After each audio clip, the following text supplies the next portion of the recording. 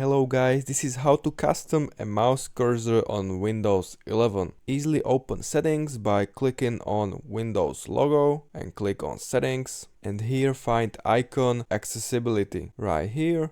Now click on mouse pointer and touch, and here you can customize your pointer. You can make it bigger right here, adjust these settings.